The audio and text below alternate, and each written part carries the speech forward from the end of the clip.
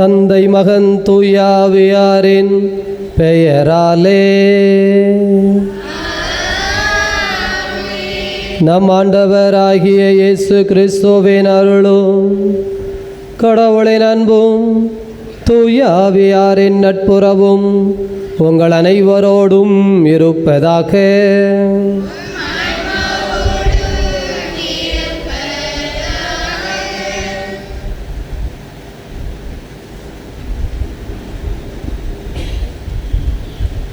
திருப்பலி முன்னுரை. அன்பிற்கு உரியவர்களே, ஆண்டின் பொதுக்காலம் 14ஆம் ஞாயிறு வழிபாட்டிற்கு உங்களை அன்புடன் அழைக்கின்றோம். கத்தோலிக்க திரு அவையின் மறைக்கல்வியில் குறித்து காட்டப்படும் 7 தலையாய பாவங்களுள் ஒன்று தற்பெருமையாகும்.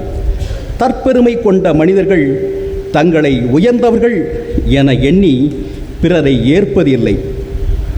அத்தகைய தற்பெருமை எண்ணங்களை தவிர்த்து தாழ்ச்சியோடு வாழ அழைக்கின்றது இன்றைய ஞாயிறு வழிபாடு. நம்முடைய அன்றாட வாழ்வில் நான் என்ற எண்ணத்தை விடுத்து பிறரை மதித்து தாழ்ச்சியோடு வாழும் வரம் வேண்டி இணைவோம் இத்திருப்பலியில்.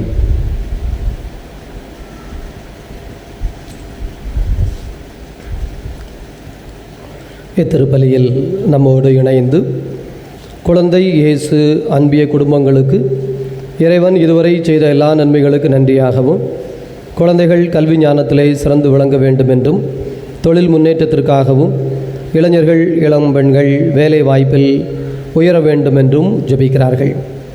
சுரண்டை சார்ந்த ஜெரால்டு மகேஷ் என்று 8வது ஆண்டு திருமண நாள். இந்த குடும்பத்தை ஆண்டவர் தொடர்ந்து ஆசீர்வதிக்க வேண்டும் என்றும், எந்நாளும் நிறை அருளில் வழிநடத்த வேண்டும் என்றும் ஒப்பு கொடுத்து ஜெபிக்கிறார்கள். கோவிலாண்டனூர் மிக்கேல் ராயப்பன், சவரியம்மாள், அந்தோணிராஜ், பால்ரதி, ஆரோக்கியம், ராஜஜெல்வி, பிரான்சிஸ், வைத்தீஸ்வரி என்னும் பேர குழந்தைகள் அனைவரையும் ஆண்டவர் ஆசீர்வதிக்க வேண்டும் என்றும், உடலுள்ள சுகத்திற்காகவும், தொழில் வளர்ச்சிக்காகவும், குழந்தைகளுடைய படிப்பு நன்மைக்காகவும் ஜெபிக்கிறார்கள். புளியங்குடி பங்கு சிந்தாமணி, புதுமை சவரிமுத்து, சவரியம்மாள், ராஜா, சோபனா, ஜோயல், மகேஸ்வரி உடலுள்ள சுகத்திற்காகவும், பேர குழந்தைகள் ஆண்டவர் ஆசீர்வதித்து கல்வி ஞானத்திலே வளரச் செய்ய வேண்டும் என்றும், குடும்பத்திலே தொழில் முயற்சிகளை ஆண்டவர் ஆசீர்வதிக்க வேண்டும் என்றும், கால்நடைகள் விருத்திக்காகவும், அரசு வேலைகளை ஆசீர்வதிக்க வேண்டும் என்பதற்காகவும், குழந்தைகளின் ஒழுக்க கல்விக்காகவும், கிறிஸ்துவில் மரித்த ராஜா இவர்களது ஆன்மை இளைப்பாற்றிக்காகவும் ஜெபிக்கிறார்கள். ஆரோக்கிய செல்வி இவரது ஆன்மை இளைப்பாற்றிக்காக ஜெபிக்கிறார்கள். குடும்பத்தில் இறந்த அல்போன்சா, செல்வமணி இவர்களது ஆன்மை இளைப்பாற்றிக்காகவும், ஏனைய ஆன்மாக்களுக்காகவும், யாரும் நினையாத ஆன்மாக்களுக்காகவும் ஜெபிக்கிறார்கள். நாமும் தெய்வீக அருளால் நிரப்பப்பட ஜெபிப்போம். தடையாக இருக்கிற குற்றம் குறைகளை நினைத்து மனமருந்தி மன்னிப்பு கேட்போம். என்றும் வாழும் எல்லாமல்ல இறைவா, உடல் ஆன்ம வாழ்வு அனைத்தும் ஊற்றிற்கும் தொடக்கமும் நீரே. இந்த தண்ணீரையும் உப்பையும் புனிதப்படுத்தியருள உமை தாழ்மையுடன் வேண்டுகிறோம். இறைவா, உப்பு கலந்த இந்த தண்ணீர் தெளிக்கப்படும் இடமெல்லாம் தீயவனது தாக்குதல் அனைத்தும் தோல்வியுறச் செய்வீராக. தூய ஆவியார் உடனிருந்து எங்களை இடையராது காத்தருள்வாராக. எங்கள் ஆண்டவராகிய கிறிஸ்து வழியாக உம்மை மன்றாடுகின்றோம்.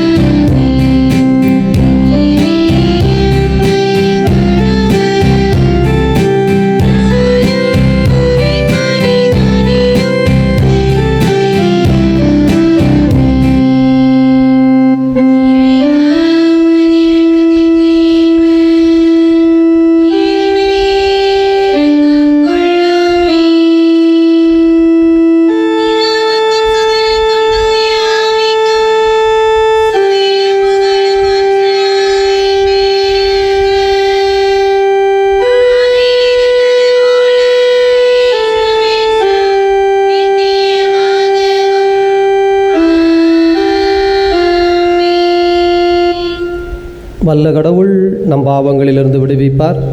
இந்த நற்கருணை கொண்டாட்டம் அவரது திருவிருந்தில் கலந்து கொள்ளும் தகுதி பெறச் செய்வதாக.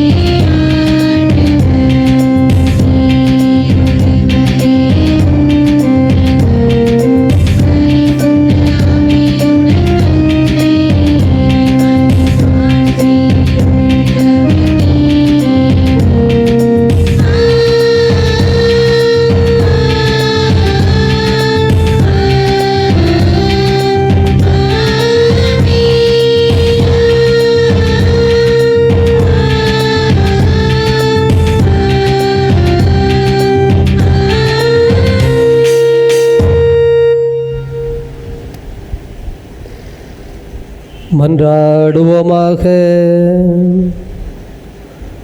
இதய அமைதியே இறைவா, வீழ்ச்சியுற்ற உலகை உம் திருமகனின் தாழ்ச்சியினால் மீண்டும் நிலைநிறுத்தினீரே. பாவத்தின் அடிமைத்தலையிலிருந்து நீர் விடுவித்த உம் நம்பிக்கையாளர்களுக்கு புனித பேரின்பத்தை தந்து அவர்கள் என்றும் நிலையான மகிழ்ச்சி அடைய செய்தருளும். உம்மோடு தூயாவியாரின் ஒன்றிப்பில் இறைவனாய் என்றென்றும் வாழ்ந்து ஆட்சி செய்கின்ற எங்கள் ஆண்டவரும் உம் திருமகனுமாகிய அதே கிறிஸ்து வழியாக உம்மை மன்றாடுகின்றோம்.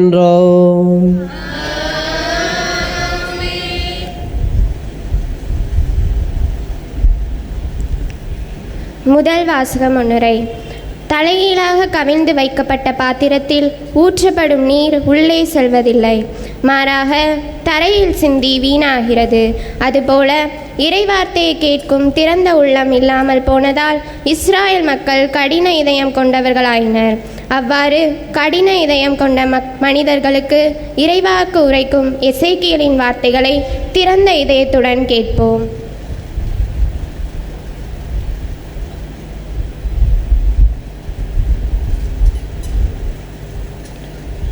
முதல் வாசகம். தங்களிடையே ஓர் இறைவாக்கினர் வந்துள்ளார் என்பதை அறிந்து கொள்ளட்டும். இறைவாக்கினர் எசேக்கியேல் நூலிலிருந்து வாசகம். அதிகாரம் 2, இறை திரு வசனங்கள் 2 முதல் 5 முடிய. இறைவாக்கினர் எசேக்கியேல் நூலிலிருந்து வாசகம். அதிகாரம் 2, இறை திருவசனங்கள் 2 முதல் 5 முடிய. அந்நாட்களில் ஆண்டவர் என்னோடு பேசுகையில் ஆவி என்னுள் புகுந்து என்னை எழுந்து நிற்கச் செய்தது. அப்போது அவர் என்னோடு பேசியவற்றை கேட்டேன். அவர் என்னிடம், மானிடா, எனக்கு எதிராக கிளர்ச்சி செய்யும் இனத்தாராகிய இஸ்ரவேல் மக்களிடம் நான் உன்னை அனுப்புகிறேன். இன்று வரை அவர்களும் அவர்களுடைய மூதாதையரும் எனக்கு எதிராக கிளர்ந்தெழுந்து கலகம் செய்துள்ளனர் என்றார்.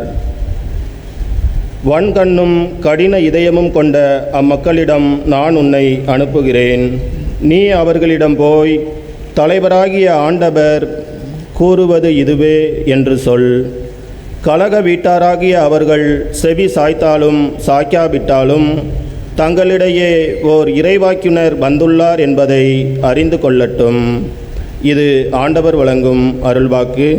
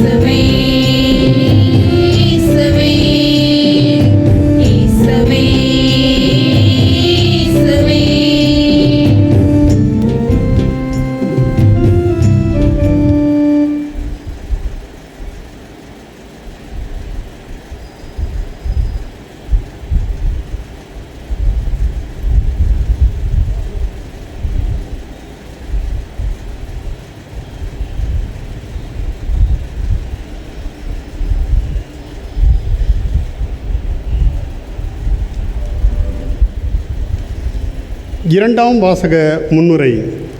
புனித பவுல் இயேசுவின் நற்செய்தி பணியில் சிறந்து விளங்கினார். இயேசுவுக்காக பல 100 மைல்கள் பயணம் செய்தார். இயேசுவின் பெயரால் வல்ல செயல்கள் செய்தார். தனது போதிக்கும் திறமையால் பலரை வென்றெடுத்தார். இவ்வாறு பல நிலைகளில் சிறந்திருந்தாலும் கடவுளின் அருளே அனைத்திலும் சிறந்தது என்று தன்னுடைய வலுவின்மையிலிருந்து எடுத்துச் செல்லும் புனித பவுலின் வார்த்தைகளை கேட்போம்.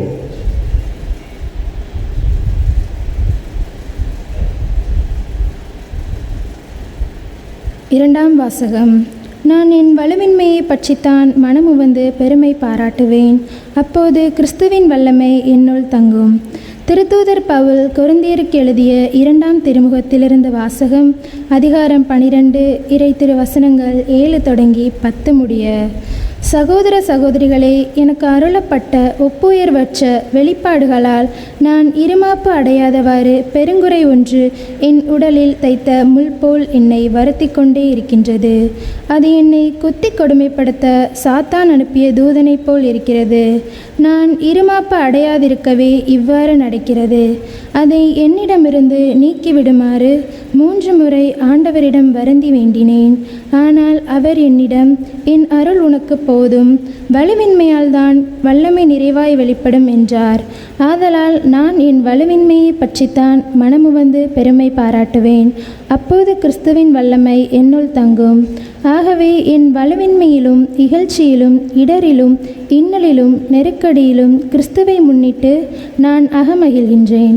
ஏனெனில் நான் வலுவிற்றிருக்கும் போது வல்லமை பெற்றவனாக இருக்கின்றேன். இது ஆண்டவர் வழங்கும் அருள்வாக்கு.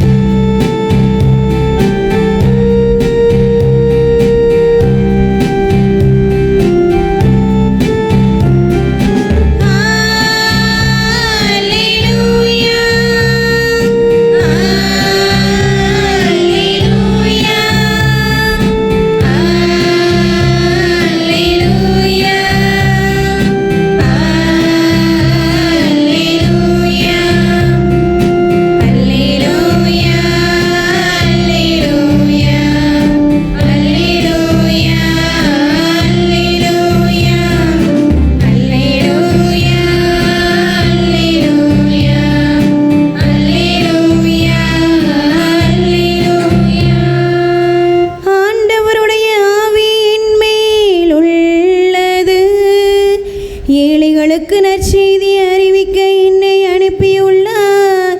அல்லேலூயா, அல்லேலூயா, அல்லேலூயா, அல்லேலூயா, அல்லேலூயா. ஆண்டவர் உங்களோடு இருப்பாராக. உம் ஆன்மாவோடும் இருப்பாராக. தூய மார்க் எழுதிய தூய நற்செய்தியிலிருந்து வாசகம்.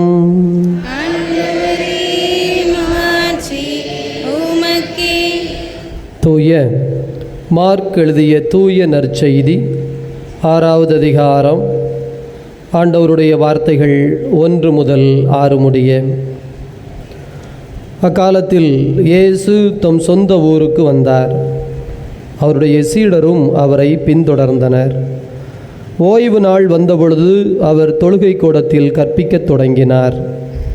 அதை கேட்ட பலர் வியப்பில் ஆழ்ந்தனர். அவர்கள், இவருக்கு இவையெல்லாம் எங்கிருந்து வந்தன? என்னே இவருக்கு அருளப்பட்டுள்ள ஞானம்? என்னே இவருடைய கைகளால் ஆகும் வல்ல செயல்கள்? இவர் தச்சர் அல்லவா? மரியாவின் மகன்தானே? யாக்கோபு, யோசே, யூதா, சீமோன் ஆகியோர் இவருடைய சகோதரர் அல்லவா? இவர் சகோதரிகள் இங்கு நம்மோடு இருக்கிறார்கள் அல்லவா என்றார்கள். இவ்வாறு அவரை ஏற்றுக்கொள்ள அவர்கள் தயங்கினார்கள்.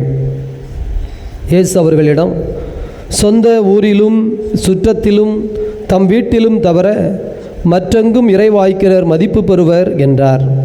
அங்கே உடல் நலமற்றோர் சிலர் மேல் கைகளை வைத்து குணமாக்கியதை தவிர வேறு வல்ல செயல்கள் எதையும் அவரால் செய்ய இயலவில்லை. அவர்களது நம்பிக்கையின்மையை கண்டு அவர் வியப்புற்றார்.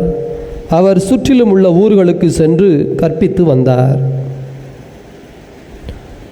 ஆண்டவரின் அருள்வாக்கு. கிறிஸ்துவே உமக்கு புகழ். நற்செய்தி வாக்கினால் நம் பாவங்கள் அகல்வனவாக.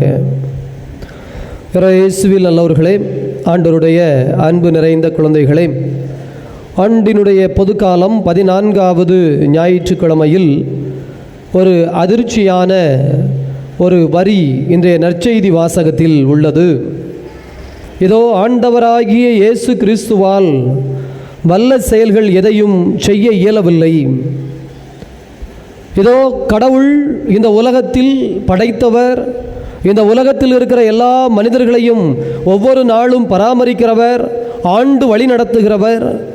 இப்படிப்பட்ட கடவுளின் திருமகனாய் இந்த மண்ணகத்தை தேடி மனிதனாய் வந்த இயேசு கிறிஸ்து வல்ல செயல்கள் பல செய்தார் என்று நாம் விவிலியத்திலே பல இடங்களில் வாசிக்கிறோம்.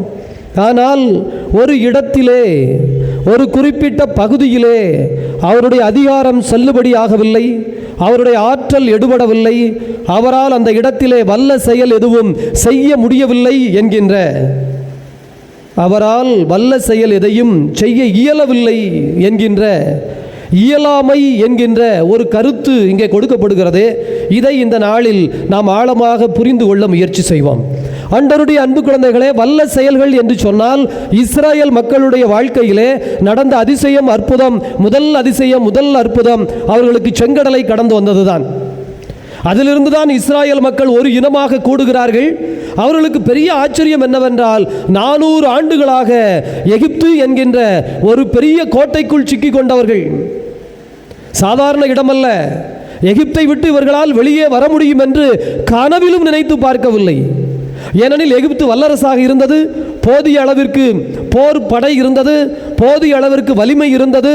இன்னொன்று, அதை சுற்றி பாலைவன பகுதி, செங்கடல் இருந்தது.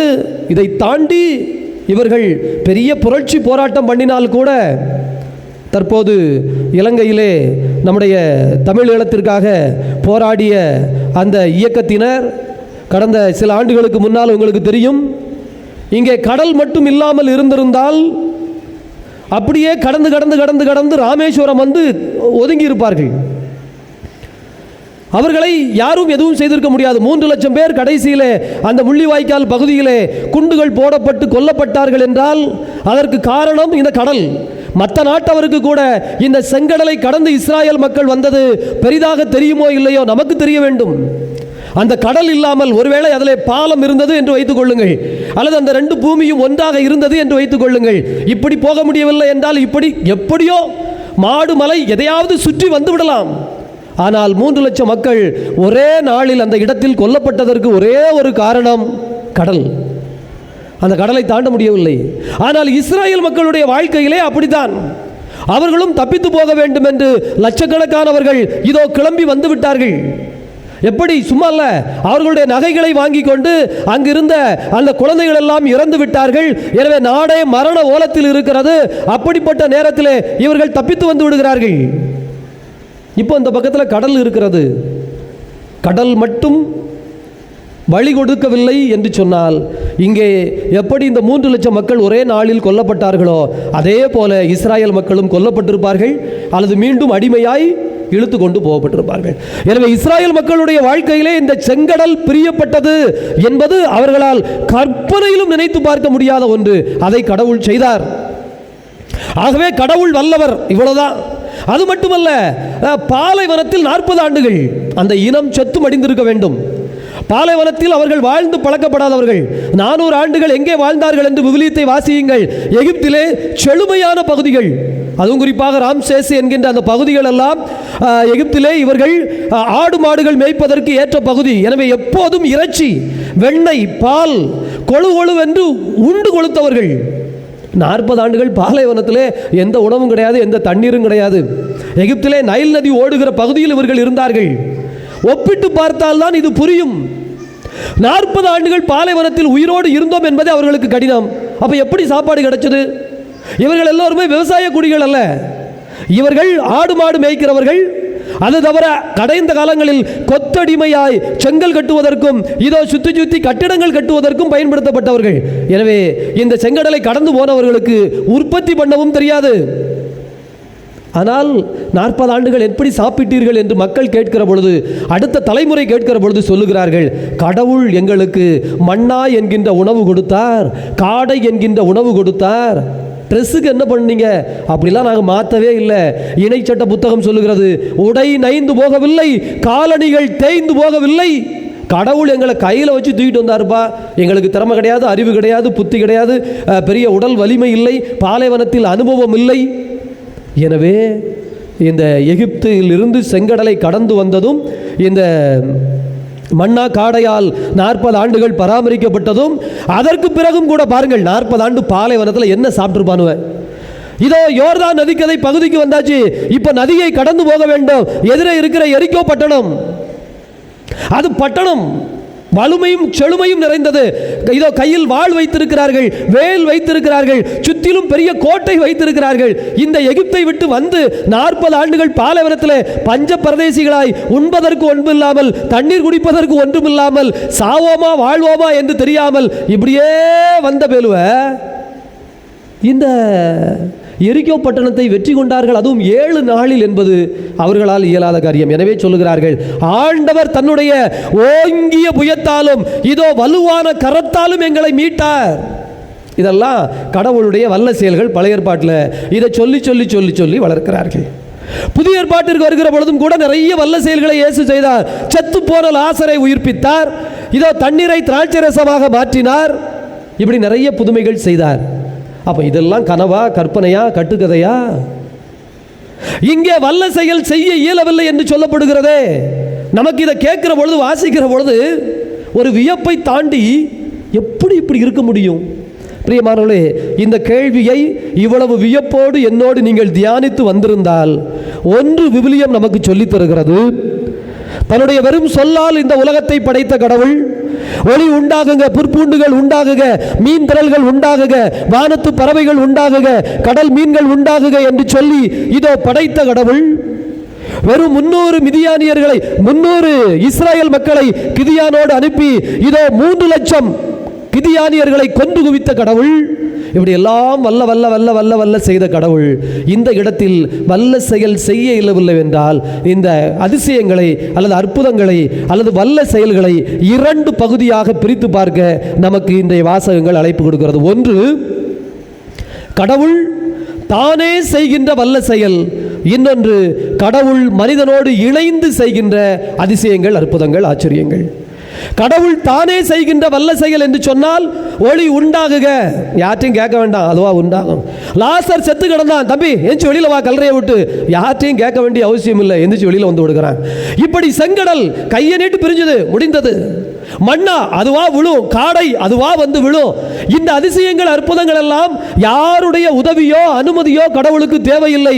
கடவுள் நினைத்தார், செய்தார், முடிந்தது. கடவுளாய் பார்த்து செய்கின்ற வல்ல செயல்களை தாண்டி கடவுளும் மனிதனும் இணைய வேண்டிய, அல்லது மனிதர்களாகிய நாம் கடவுளோடு கரம் கோர்த்தால், பின்னி பிணைந்தால் தான் செய்ய முடியும் என்கின்ற வல்ல செயல்களையும் அதிசயங்களையும் அற்புதங்களையும் விவிலியம் சுரித்து காட்டுகிறது. குறிப்பாக ஆண்டவராகிய கடவுள் இந்த உலகத்தை அழித்து விட வேண்டியதுதான் என்று முடிவு செய்து விட்டார். ஏனென்றால் பாவம் பெருத்து விட்டது. இப்போ ஆண்டவர் நினைக்கிறார், நோவாவின் குடும்பத்தை காப்பாற்றுவோமாக. அப்போ கடவுள் என்ன செய்திருக்கலாம்? நோவாவுக்கு ஒரு ஆழ்ந்த தூக்கத்தை வரச் செய்தார். நோவாவின் குடும்பத்திற்கு ஆழ்ந்த தூக்கத்தை வரச் செய்தார். மேலிருந்து மழை 40 இரவு 40 பகல் பெய்தது. இதோ தூக்கத்தில் இருந்த நோவாவும் அவனது குடும்பமும் இப்படியே அந்த தண்ணீரின் மீது மிதந்தார்கள். 40 நாட்கள் கழித்து தண்ணீரெல்லாம் வற்றிய பிறகு முழித்து பார்த்தார்கள். அந்த இடத்திலே யாரும் உயிரோடு இல்லை. தாங்கள் மட்டும் இருந்ததை நினைத்து, ஆகா ஆண்டவரே, என் கடவுளே, இந்த உலகம் அழிகிற பொழுது என்னை காப்பாற்றி விட்டீரே, உம்முடைய கிருபை என்ன, கருணை என்ன என்று புகழ்ந்தார். அப்படின்னு விவிலியத்தில் எழுதுறதுக்கு கஷ்டம் கிடையாது. கடவுளுக்கும் அப்படி செய்யறது ஒன்றும் பெரிய கஷ்டமான விஷயம் கிடையாது. ஆனால் கடவுள் செய்யல. என்ன செய்தார்? நோவாவை கூப்பிட்டுங்க, வா, இந்த பூமி ரொம்ப கெட்டு போச்சு, இதை அழிக்க வேண்டிய நிலைமை வந்துடுது. தம்பி, ஒரு பெரிய பேழை செய்வாயாக. யோ, எவ்வளோ பெரிய பேழையாக செய்யணும்? நீ உன் குடும்பம் பரவாயில்ல, ஒரு 20க்கு 50 செஞ்சால் போதுமா? ஒவ்வொரு விலங்கிலும் ஒவ்வொரு ஜோடி, எல்லா பறவைகளிலும் ஒவ்வொரு ஜோடி. இது பார்த்தா ஏறக்குறைய ஒரு 1 கிலோமீட்டர் சுற்றளவுக்கு நான் ஏதோ போட்டு செய்யணும் போல இருக்க. எனக்கு இது வேலையா, எனக்கு இது பொழப்பா, உனக்கு முடிஞ்சா காப்பாத்து, இல்லைனா கொன்று தீத்துட்டு போ, என்னைய வேலை செய்ய சொல்லாதன்னு நோவா சொல்லியிருக்கலாம்ல. ஏனெனில் யோசித்து பாருங்கள், செய்த பேழை சிறிய பேழையாக இருக்க வாய்ப்பில்லை. எல்லா உயிரினங்களும் காப்பாற்றப்பட வேண்டும். எல்லா இந்த பூமியில் இருக்கிற எல்லா வகையான விதைகள், இன்றைக்கு இருக்கிற எல்லா காரியங்களும் மீண்டும் வளர வேண்டும் என்றால் நோவா கடவுளோடு ஒத்துழைத்தார். நோவாவும் கடவுளும் இணைந்ததால் அதுக்கு அடுத்த அந்த பேழையினால் இதோ அந்த வெள்ள பிரளயத்தில் இருந்து இன்னொரு தலைமுறை இந்த பூமியில் மனித இனம் வந்து சேர்ந்தது. பிரியமானவர்களே, விவிலியம் முழுவதும் யோசித்து பார்க்கிறோம், இப்படி கடவுள் மனிதனோடு இணைந்தது நிறைய இடத்தில் நடக்கிறது. பல பாருங்க, புதிய ஏற்பாட்டுக்கு வாருங்கள். ஆண்டவராகிய கடவுள் தன்னுடைய உள்ளத்தில் எண்ணிவிட்டார், சொல்லிவிட்டார். பாம்பை பார்த்து, உன் தலையை நசுக்குவதற்கு ஒரு பெண்மணி வருவாள், அவளே அன்னை மரியாள். எசையா புத்தகத்திலும் சொல்லியாகிவிட்டது. அன்னை மரியாள் கடவுள் தேர்ந்தெடுத்த ஒரு கருவி. எப்படி? எனவேதான் எசையா சொல்லுவார், உன் தாய் வயிற்றில் உருவாகும் முன்பே உன்னை தேர்ந்தெடுக்க ஆற்றல் படைத்த கடவுள். சரி, அன்னை மரியாளுக்கு வந்தாச்சு, இந்தம்மா இந்த பிள்ளைய வச்சுக்க. இல்ல, வானதூதர் வருகிறார், வந்து வணங்குகிறார். அருள்மிகு பெற்றவளே நீ அப்படி இப்படி என்று சொல்லுகிறார். இதோ ஒரு குழந்தையை பெற்றெடுக்க போகிறாய் என்று சொல்லுகிறார். அப்போது அவள் சொல்கிறாயோ, இது எப்படி, என்ன யாது? ஒரு பெரிய விவாதமே நடக்கிறது. 2 நாட்டு தலைவர்கள், பெரிய பெரிய மேதைகள் இருவர் உரையாடி இறுதியிலே ஒரு அக்ரிமெண்டில் சைன் போடுவது போல அன்னை மரியாள் சொல்லுகிறார், சரி உம் சித்தம் நிறைவேறுக, இந்தா கையெழுத்து போட்டேன். அதன் பிறகுதானே அன்னை மரியாள் ஆகட்டும் என்றும் ஆம் என்றும் சொன்ன பிறகுதானே அங்கே மீட்பின் திட்டம் ஆரம்பமாகிறது. அங்கே கடவுள் வல்ல கடவுள், ஆனால் வன்மைத்தன்மையை வலுக்கட்டாயமாய் செய்யவில்லை. அன்னை மரியாளை கரம் கோர்க்க சொன்னார். அன்னை மரியாள் கடவுளோடு கரம் கோர்த்தார். இயேசுவின் சீடர்கள் அழைப்பு, போய் கூப்பிடுகிறார். பேதுரு இருக்கிறார், யோவான் இருக்கிறார். இதோ நீ என்னை பின்பற்றி வா. இதோ சகோதரர்கள் அனைவரும் தந்தையை படகிலே விட்டுவிட்டு இயேசுவை பின்பற்றினார்கள். இவர்களை மட்டும்தான் கடவுள் அழைத்தாரா? மத்தேயு சுங்கச்சாவடியில் இருந்தவனை என்னை வா, வந்தான். கூப்பிட்ட பொழுது அவர்கள் வந்தார்கள். இன்னும் ஒருவன் வந்தான். இயேசு சொன்னார், நீ உன்னுடைய சொத்துக்களை விட்டுவிட்டு வா. இதோ மத்தேயு வந்து நிற்கிறான் பார். இதோ தன்னுடைய போட்டுகளை தந்தையோடு விட்டுவிட்டு வந்த இதோ செபதேயுவின் பிள்ளைகள் நிற்கிறார்கள் பார். இதுபோல நீயும் வா. அவனோ மன வருத்தத்தோடு திரும்பி சென்றான். இயேசு கூப்பிட்ட எல்லாரும்லாம் வரல. வந்தவர்கள், கரம் கோர்த்தவர்கள், இன்றும் புனிதர்களாய், இன்றும் பெயர் கொண்டவர்களாய் இந்த விவிலியத்தின் பக்கத்தில் மட்டுமல்ல நம்முடைய உள்ளங்களிலும் நமக்கு அருள் தருகிறவர்களாய் இருக்கிறார்கள். எனவே புதுமைகள் என்று சொல்லுகிற பொழுது விவிலியத்தில் 2, ஒன்று கடவுள் தானே செய்கின்ற புதுமைகள் இன்றும் நடக்கிறது. அன்னை மரியாள் காட்சி கொடுக்கிறார், ஒவ்வொரு இடத்திலும் காட்சி கொடுக்கிறார். பல இடங்களில் புதுமைகள் நடந்து கொண்டே இருக்கிறது, அதிசயங்கள் அற்புதங்கள் நடந்து கொண்டே இருக்கிறது. நமக்கு கூட பக்கத்திலே பார்க்கிறோம். இதோ ஆண்டிப்பட்டியிலே அந்த தரை மீது எண்ணெய் ஏறக்குறைய ஒரு 6 மாதம் எத்தனை முறை போய் பார்த்தேன் என்றில்லை, எவ்வளவு பேரை எடுக்கெடுக்க வந்து கொண்டே இருந்தது. இதற்கெல்லாம் யாருடைய அனுமதியும் தேவையில்லை, யாரும் கரம் கோர்க்க வேண்டிய அவசியம் இல்லை.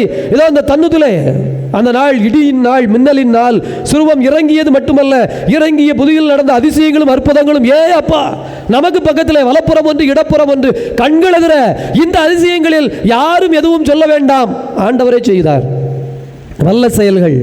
ஆனால் இந்த வல்ல செயல்கள் இணைந்தால் நடைபெறும் என்பதை பற்றித்தான் இன்றைய வாசகங்கள் சொல்லுகின்றன.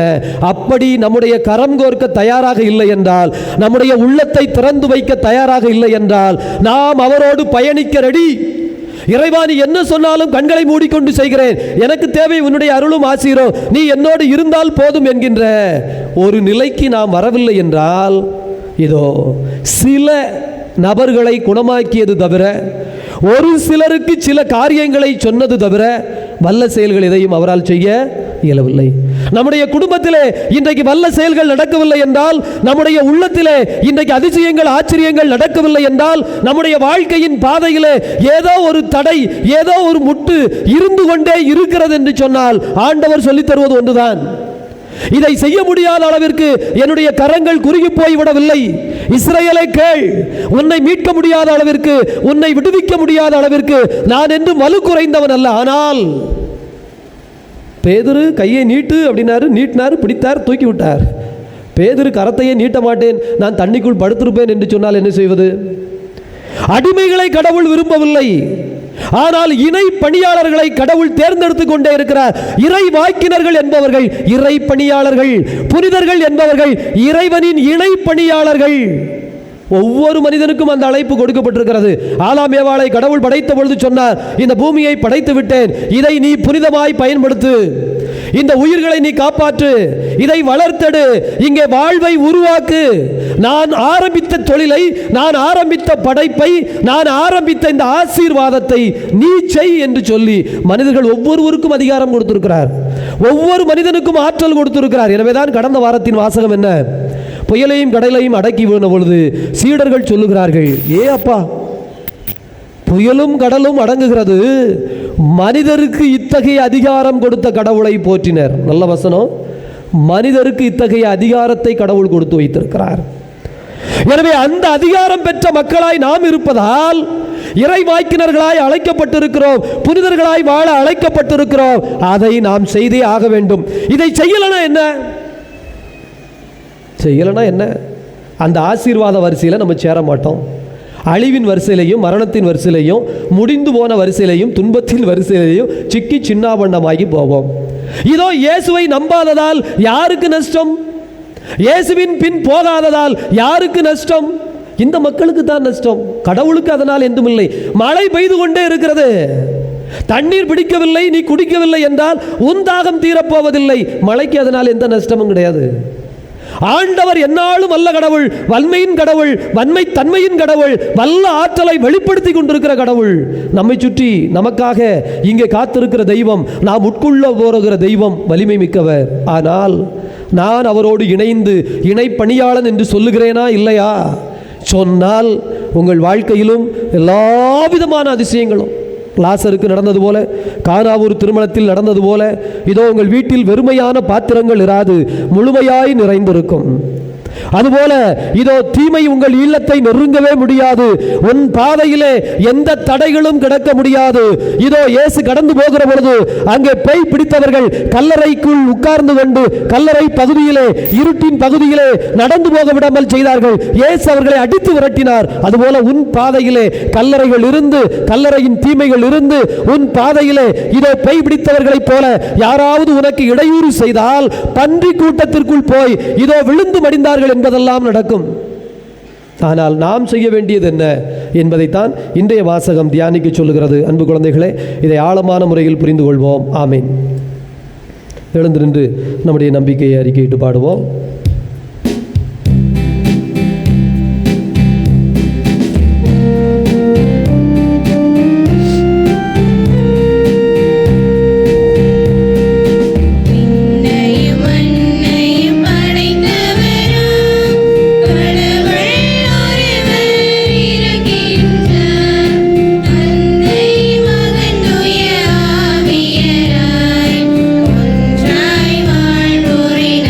நம்புகிறேன்.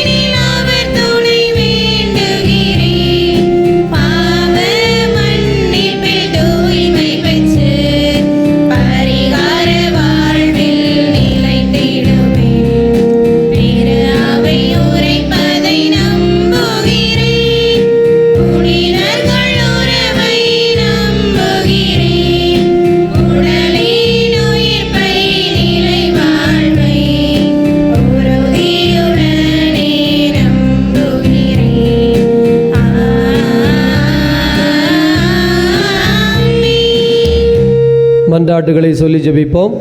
அன்பு இறைவா, எம் கத்தோலிக்க திரு அவைக்காக மன்றாடுகிறோம்.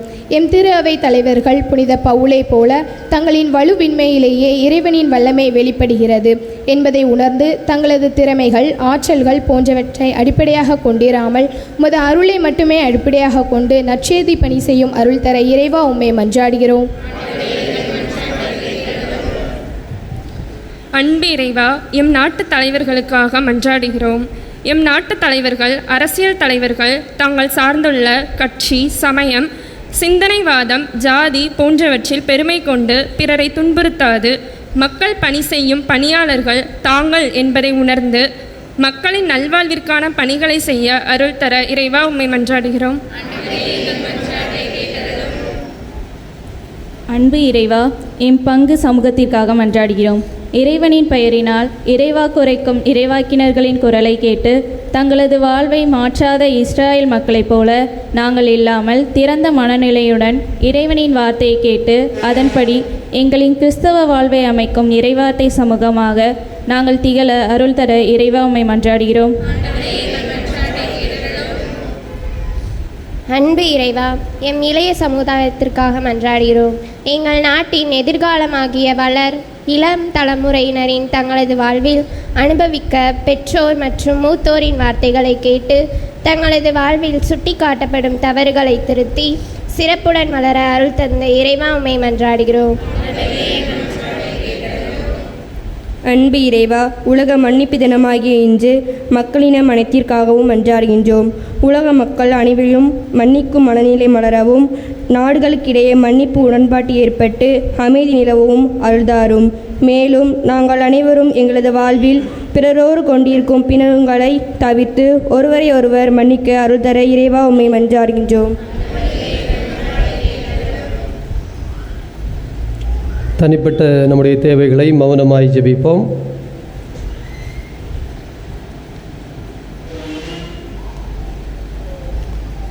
அன்பான கடவுளே, நாங்கள் உம்முடைய பிள்ளைகள் இந்த உரிமையோடு உம்மை நோக்கி எழுப்பியிருக்கிற அந்த மன்றாட்டுக்களை எல்லாம் எங்கள் ஆண்டவர் ஆகிய கிறிஸ்து வழியாக உம்மை வேண்டுகின்றோம்.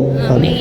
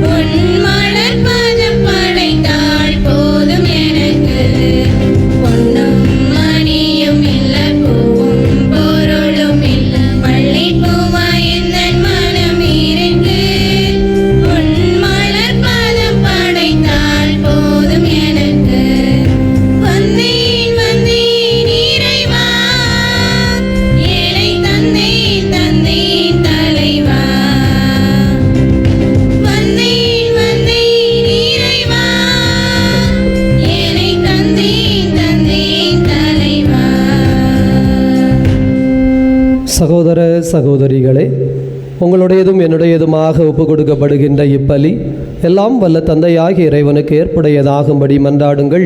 ஆண்டவர் தம் திருப்பெயரின் புகழ்ச்சிக்காகவும் ஆட்சிக்காகவும் நமது நன்மைக்காகவும் புனித திரு அவை அனைத்து நலங்களுக்காகவும் உமது கை நின்று இப்பலியை ஏற்றுக்கொள்வாராக.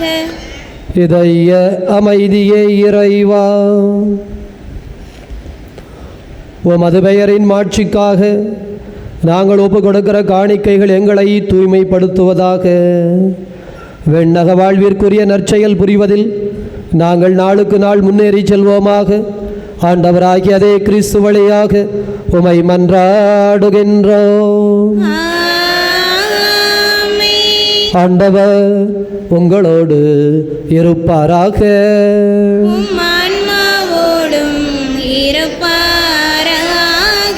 இதயங்களை மேலே எழுப்புங்கள்.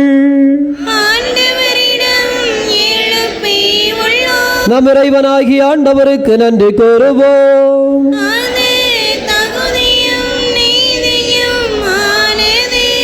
ஆண்டவரே, தூயவரான தந்தையே, என்றும் வாழும் எல்லாமல்ல இறைவா, எந்நாளும் எவ்விடத்திலும் நாங்கள் உமக்கு நன்றி செலுத்துவது எங்கள் கடமையும் மீட்பிற்குரிய செயலும் ஆகும்.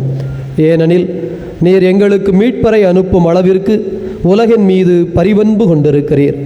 அவர் பாவம் தவிர மற்ற அனைத்திலும் எங்களைப் போல இருக்க திருவுளம் கொண்டீர். இவ்வாறு உம் திருமகனிடம் நீர் செலுத்திய அதே அன்பை எங்கள் மீதும் செலுத்துகிறீர். நாங்கள் கீழ்ப்படியாமையால் இழந்த உம்முடைய கொடைகளை அவருடைய கீழ்ப்படிதலால் எங்களுக்கு மீட்டு தந்தீர். ஆகவே விண்ணகத் தூதரோடு இணைந்து போற்றி புகழ்ந்து அக்களித்து நாங்கள் பாடுவதாவது: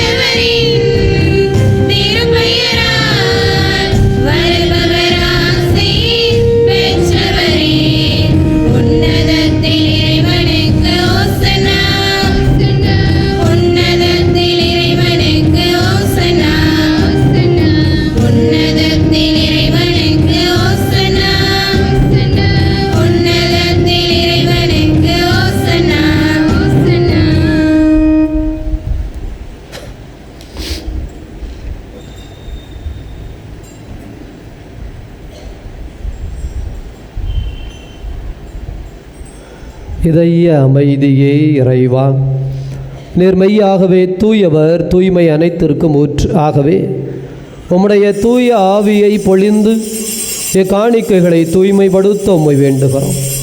இவ்வாறு எங்கள் ஆண்டவர் இயேசு கிறிஸ்துவின் உடலும் இரத்தமுமாக எங்களுக்கு இவை மாறுவனவாக. அவர் பாடுபட உளம் கனிந்து தமை கையளித்த போது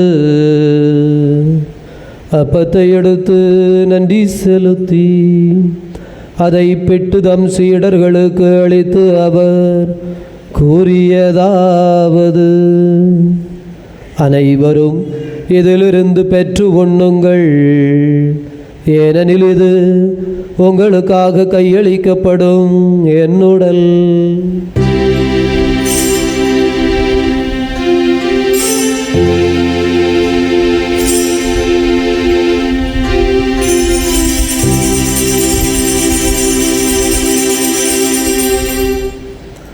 அவ்வண்ணமே இரவு விருந்தை அருந்திய பின் கிண்ணத்தை எடுத்து மீண்டும் உமக்கு நன்றி செலுத்தி தம் சீடர்களுக்கு அளித்து அவர் கூறியதாவது: அனைவரும் இதிலிருந்து பெற்று பருகுங்கள், ஏனெனில் இது புதிய நிலையான உடன்படிக்கைக்குரிய என் இரத்தத்தின் கிண்ணம். இது பாவ மன்னிப்புக்கென்று உங்களுக்காகவும் பலருக்காகவும் சிந்தப்படும். இதை என் நினைவாக செய்யுங்கள்.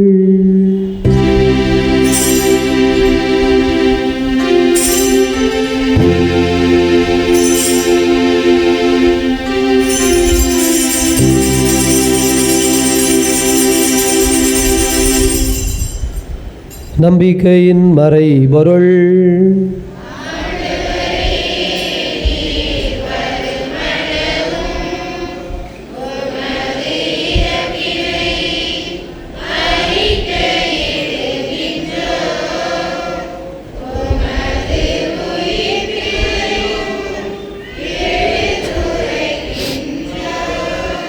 ஆகவே ஆண்டவரே, நாங்கள் கிறிஸ்துவின் இறப்பினையும் உயிர்ப்பினையும் நினைவு கூர்ந்து வாழ்வதரும் அப்பத்தினையும் மீட்பளிக்கும் கிண்ணத்தினையும் ஒப்புக் கொடுக்கின்றோம். உம் திருமண் நின்று ஊழியம் புரிய தகுந்தவர்களை எங்களை ஏற்றுக்கொண்டீர். எனவே உமக்கு நன்றி செலுத்துகிறோம். மேலும் கிறிஸ்துவின் உடலிலும் இரத்தத்திலும் பங்கு கொள்ளும் எங்களை தூய ஆவியானவர் ஒன்று சேர்க்க வேண்டும் என உம்மை தாழ்மையுடன் மன்றாடுகிறோம். ஆண்டவரே, உலகம் முழுவதும் பரவி இருக்கும் அது அவையை நினைவு கூர்ந்தருளும். சிறப்பாக எங்கள் திருத்தந்தை பிரான்சிஸ் எங்களாயர் அந்தோணிச்சாமி உமது அன்பின் குழந்தைகள் அனைவரையும் தெய்வீக அன்பினால் நிறைவு பெறச் செய்தருளும். உயிர்த்தெழுவோம் என்கின்ற எதிர்நோக்குடன் இறந்த அனைவரையும் உமது திருமுக ஒளியினுள் ஏற்றுக்கொள்ளும். எங்கள் அனைவர் மீதும் இரக்கமாயிரும். கடவுளின் கன்னித்தாயான மாட்சிமிக்க மரியாள், புனித அப்போஸ்தலர், இவ்வுலகில் உமக்கு உகந்தவராயிருந்த புனிதர் அனைவருடனும் நாங்கள் இலைவாழ்வில் பங்கு கொள்ளும் தகுதி பெற்று உம் திருமகன் இயேசு கிறிஸ்து வழியாக உம்மை புகழ்ந்தேத்து வரமருள உம்மை மன்றாடுகிறோம். இவர் வழியாக இவரோடு இவரில் எல்லாம் வல்ல இறைவனாகிய தந்தையே, தூயாவியாரின் ஒன்றிப்பில் எல்லா புகழும் ஆட்சியும் என்றென்றும் உமக்கு உரியதே.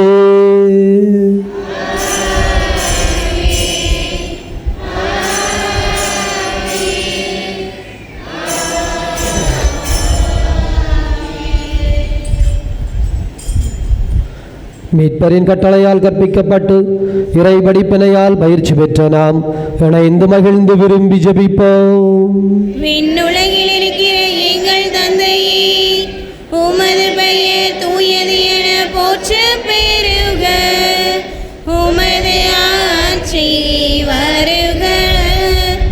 உமது திருவுளம் விண்ணுலகில் நிறைவேறுவது போல மண்ணுலகிலும் நிறைவேறுக. எங்கள் அன்றாட உணவை இன்று எங்களுக்கு தாரும். எங்களுக்கு எதிராக குற்றம் செய்வோரை நாங்கள் மன்னிப்பது போல எங்கள் குற்றங்களை மன்னியும். எங்களை சோதனைக்கு உட்படுத்தாதேயும், தீமையிலிருந்து எங்களை விடுவித்தருளும். ஆண்டவரே, தீமை அனைத்திலும் இருந்து எங்களை விடுவித்து எங்கள் வாழ்நாளில் அமைதியை கனிவுடன் அருள உம்மை மன்றாடுகின்றோம். உமது இரக்கத்தின் உதவியால் நாங்கள் பாவத்திலிருந்து எப்போது விடுதலை பெற்று யாதொரு கலக்கமும் இன்றி நலமாயிருப்போமாக. நாங்கள் எதிர்நோக்கி இருக்கிற பேரின்பத்திற்காகவும் மீட்பராகிய இயேசு கிறிஸ்துவின் வருகைக்காகவும் காத்திருக்கின்றோம். ஏனெனில் ஆட்சியும் வல்லமையும் மாட்சியும் என்றென்றும் உமதே. ஆண்டவரே இயேசு கிறிஸ்துவே, அமைதியை உங்களுக்கு விட்டுச் சொல்கிறேன், என் அமைதியையே உங்களுக்கு அளிக்கிறேன் என்று உன் திருத்தூதர்களுக்கு மொழிந்தீரே. எங்கள் பாவங்களை பாராமல் மது துறவையின் நம்பிக்கையை கண்ணோக்கி அதற்கு அமைதி மற்றுமையும் தந்தருள்வீராக. என்றென்று வாழ்ந்து ஆட்சி செய்கின்றவர் நீரே. ஆண்டவருடைய அமைதி உங்களோடு என்றும் இருப்பதாக.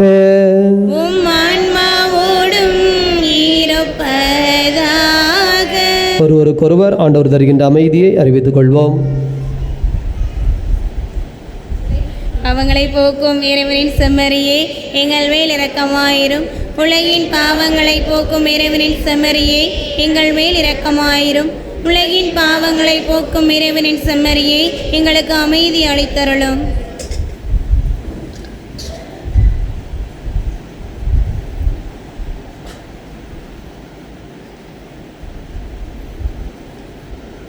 இதோ இறைவனின் செம்மறி, இவரே உலகின் பாவங்களை போக்குகின்ற தெய்வம். இந்த தெய்வத்தினுடைய விருந்துக்கு அழைக்கப்பட்டிருக்கிற நாம் அனைவரும் பேறு பெற்றவர்கள்.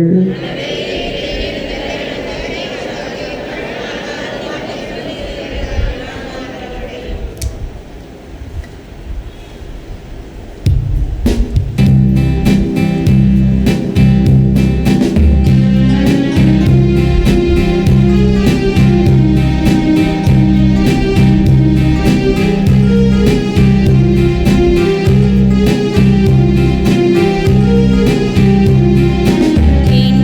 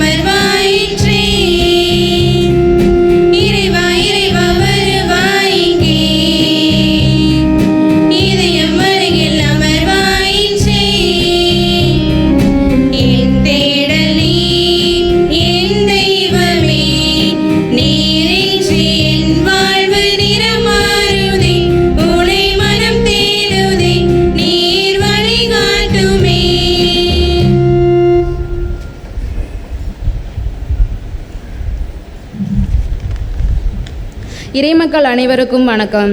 தென் தமிழகத்திலேயே 3 புனிதர்களின் திருவுடலின் ஒரு பகுதி மாட்சியுடன் அமைய பெற்ற ஒரே திருத்தலம் என்ற பெருமை பெற்ற நமது சுரண்டை புனித அந்தோணியார் திருத்தலத்தில் இந்தியாவிலேயே மிகப்பெரிய திருப்பண்டம் அமைந்துள்ள புனித கிளேலியா அன்னைக்கு ஜூலை மாதம் 26, 27, 28 வெள்ளி, சனி, ஞாயிறு ஆகிய 3 நாட்கள் திருவிழா நடத்திட நமது பங்குத்தந்தை தலைமையில் ஊர் பொறுப்பாளர்கள், அன்பிய பிரதிநிதிகள், பக்த சபை உறுப்பினர்களோடு கலந்து ஆலோசித்து ஒருமனதாய் முடிவெடுக்கப்பட்டுள்ளது. இத்திருவிழாவிற்கு புனித கிளேலியாவின் திருப்பண்டம் நமது சுரண்டை திருத்தலத்திற்கு கிடைப்பதற்கு காரணமாக இருந்த கேரளாவை சார்ந்த கிளேலியா சபை அருள் சகோதரிகள் 8 பேர், அருள் தந்தையர்கள் 3 பேர் உட்பட 20 பேர் கேரளாவிலிருந்து நமது சுரண்டை திருத்தலத்திற்கு சிறப்பு விருந்தினர்களாக வருகை தந்து 3 நாட்களும் நம்மோடு தங்கியிருந்து இத்திருவிழாவில் பங்கெடுக்கின்றார்கள். இத்திருவிழாவை நமது பங்கு தந்தையின் வழிகாட்டுதலின்படி புனித கிளேலியா சபை உறுப்பினர்கள் முன்னெடுத்து நடத்துகின்றார்கள். இத்திருவிழாவிற்கான அழைப்பிதழ்கள் அச்சடிப்பது தொடங்கி சிறப்பு விருந்தினர்களை வரவேற்பது, உபசரிப்பது, திருவிழா கொடியேற்றம், புனித கிளேலியா அன்னையின் திருவுருவ தேர்ப்பவனி உள்ளிட்ட திருவிழா செலவினங்களுக்காக இறைமக்கள் தங்களால் இயன்ற நன்கொடைகளை நமது பங்கு தந்தையிடமோ புனித கிளேலியா சபை பொறுப்பாளர்களிடமோ கொடுத்து உதவும்படி அன்புடன் கேட்டுக்கொள்கின்றோம். இன்று உங்களிடையே வரும் புனித கிளேலியா சபை உறுப்பினர்களிடம் உங்களின் தாராள நன்கொடைகளை கொடுத்து உதவும்படி அன்புடன் கேட்டுக்கொள்கின்றோம்.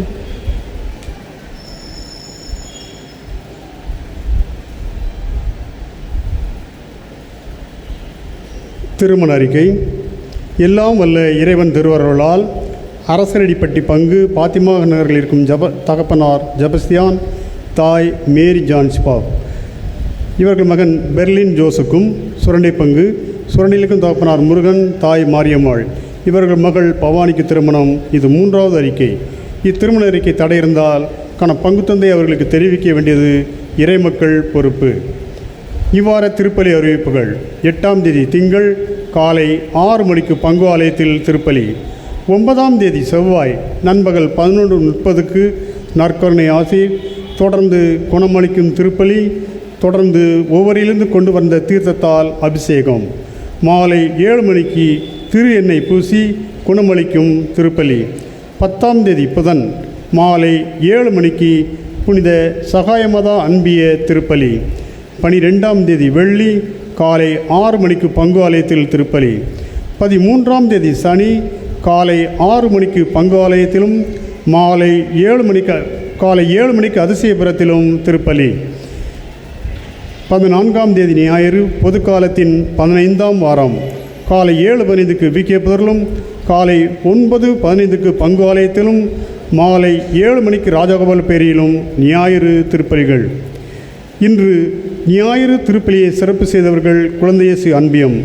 குழந்தையேசு அன்பியத்திற்கும் இன்று 8வது ஆண்டு திருமண நாள் கொண்டாடும் ஜெரால்ட் மகேஷ் அவர்களுக்கும் வாழ்த்துக்கள் தெரிவித்து கரவொலி மூலம் நாம் நன்றி சொல்லிக்கொள்வோம்.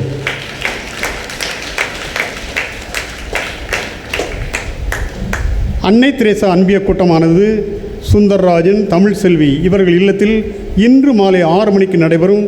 உறுப்பினர்கள் தவறாமல் கலந்து கொள்ளவும். 11ஆம் தேதி வியாழக்கிழமை குழந்தையேசு அன்பிய கூட்டமானது அந்தோணி, ரஞ்சியம்மாள் இவர்கள் இல்லத்தில் நடைபெறும்.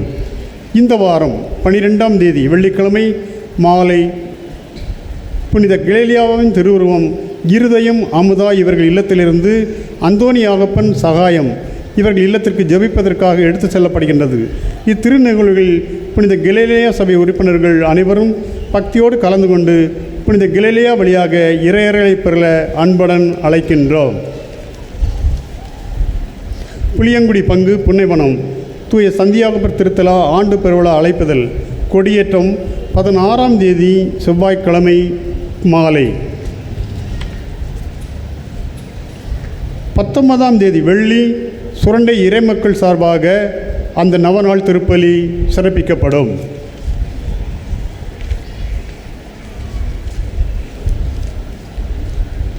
இன்று திருப்பலி முடிந்தவுடன் மறைக்கல்வி வகுப்பானது நடைபெறும். பெற்றோர்கள் தமது பிள்ளைகளை தவறாது அனுப்பி வைக்குமாறு அன்புடன் கேட்டுக்கொள்கிறோம்.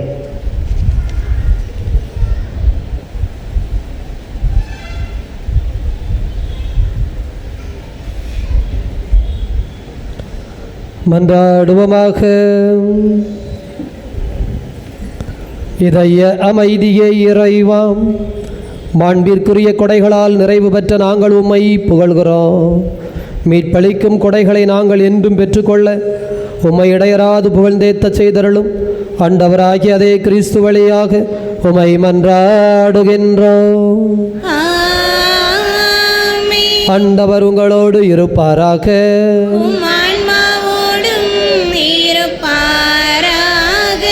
வல்ல கடவுள் தந்தை மகன் தூயாவியார் உங்கள் அனைவரையும் நிறைவாக ஆசீர்வதிப்பாராக. உயிர்த்த கடவுளின் உண்மை பிள்ளைகளாக சென்று வாழுங்கள். பேரின்பம் தொடரட்டும்.